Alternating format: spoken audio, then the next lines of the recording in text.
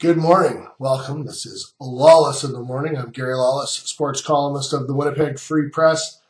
Well, if you're home and you were up very late, hanging at Portage in Maine or at one of the many bars or gatherings around Winnipeg last night, first of all, I would like to say congratulations to you, Winnipeg Jets fans. You're in the playoffs. I think it's fantastic for the city and fantastic for the people who have stuck by National Hockey League or the Winnipeg Jets in Winnipeg for a long, long time. This is 2 decades in the making. In 1996, last time the Jets were in the NHL playoffs, and I think we also need to give a real nice tip of cap to Mark Chipman and the entire True North organization, David Thompson, his partner, the Chipman family, Kevin Cheveldayoff, Craig Heisinger, Paul Maurice, all of the scouts, the players.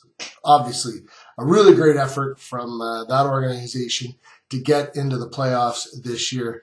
If you haven't seen some of the images, wild scene at Portage in Maine last night. Tons of fans headed down there and had a real blast. Just a real great feeling in the city. And if you have been wondering, yes, there will be a whiteout. The organization has endorsed it. The players have asked for it.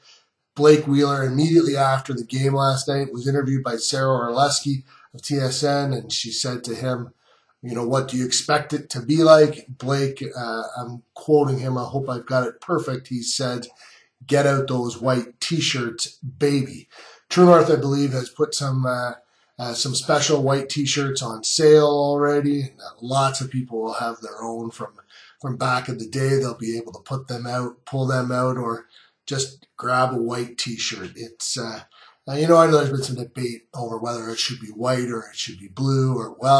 The team has spoken, the organization has spoken, and I think most of the fans have spoken. It is going to be a whiteout. Now, the Jets still don't know their opponent. In the first round, it could be Anaheim. It could be St. Louis. We'll have to see. That'll be determined in the next couple of days. The playoffs will start next week, and they could start as early as Wednesday. The Jets will be on the road for the first 2 games. It could start as early as Wednesday. I think it'll probably be Thursday, Saturday, something like that on the road, and then they would come back to Winnipeg. They would, and then I think they would probably play Monday, Wednesday, or Tuesday, Thursday here in Winnipeg. And then after that, who knows? Should be really exciting around here. And just congratulations to the entire organization. Really excited for the Winnipeg Blue Bombers and the signing of Jordan Reeves. We all know about Ryan Reeves, who plays for the St. Louis Blues. And we all know about Willard Reeves, the great running back for the Winnipeg Blue Bombers back in the 80s. Well, his other son, Jordan, was an excellent basketball player, played at the University of Brandon and then played over in Europe a little bit. He's listed at 6'5", 220, I believe. He went to an evaluation camp in Edmonton, and Kyle Walters and the scouting staff watched him, and they thought he ran a 4.6 40-yard dash, which is pretty quick for a guy of his size. He hasn't played a ton of football, but he's big, he can jump, he's strong. They said he showed a physical element. He's got lots of speed, as I've already noted.